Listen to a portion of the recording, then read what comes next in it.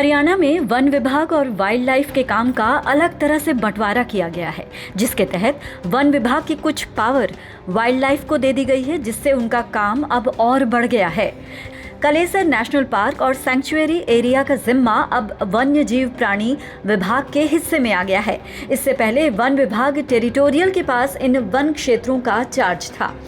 वन्य जीव प्राणी विभाग और वन विभाग टेरिटोरियल अधिकारियों के दिशा निर्देश पर इसको अमली जामा पहनाया गया है। वन्य जीव प्राणी विभाग पशु पक्षियों के साथ पेड़ों की भी सुरक्षा करेगा। छछरौली रेंज के रेंजर बलजीत सिंह बताते हैं कि कलेसर नेशनल पार्क और सैंक्चुअरी एरिया वन क्षेत्रों से बाहर के वन पहले की तरह वन विभाग टेरिटोरियल के अधीन ही रहेंगे। वन विभाग पूरी तरह से वाइल्ड लाइफ के साथ कंधे से कंधा मिलाकर चलेगा और जहां उन्हें ज़रूरत होगी उन्हें पूरा समर्थन किया जाएगा।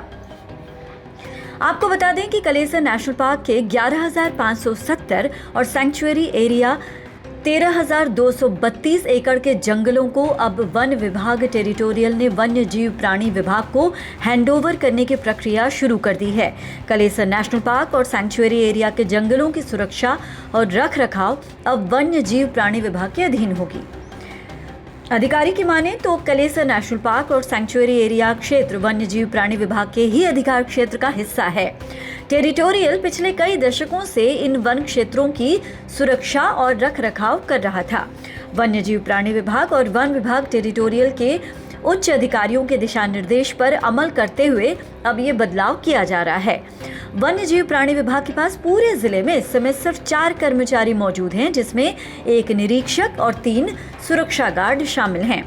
कर्मचारियों की संख्या इतनी कम है कि वन्य जीव प्राणी विभाग का काम करने में भी बड़ी कठिनाई सामने आती थी। ऐसे में अब वन्य जीव प्राणी विभाग के पास कलेसर नेशनल पार्क और सैंक्चुअरी एरिया के 24,000 एकड़ में फैले वन क्षेत्र के रखरखाव और सुरक्षा का जिम्मा भी आ चुका है। ऐसे में जीव जंतुओं की सुरक्षा के साथ वन पेड़ पौधों की सुरक्षा और रखरखाव पौधारोपण जैसे काम करना वन्य जीव प्राणी विभाग के लिए किसी बड़ी चुनौती से कम नहीं रहा। देखना होगा कि विभाग अब इन सारे कामों को कैसे निपटाता है। को टेरिटोरियल जो डिपार्टमेंट है हमारा फॉरेस्ट का, वो उनके साथ कंधे से कंधा मिलाकर काम करेगा। अगर उन हमारे को कोई सूचना मिलेगी तो हम उसको राउंड ऑफ करेंगे गाड़ी को और उनके साथ मिलकर चलेंगे हम। वो अलग अलग जंगल गया है जी, जैसे 534 एकड़ एक गया है, 695 एक गया है, 1868 एक गया है। अलग अलग जंगल का, मेरनी वाला का और इसका डारपुर का अलग अलग उसमें गया है, चिकन का गया है। तो अब उच्च अधिकारियों के जो आदेश होंगे उसके अनुसार कार्रवाई की जाएगी। अभी तक उस अधिकारियों द्वारा ऐसा कोई आदेश प्राप्त नहीं हुआ है कि टेरिटोरियल स्टाफ दिया जाए। यमुनानगर से तिलक भारद्वाज के साथ bureau input, PTC news Haryana.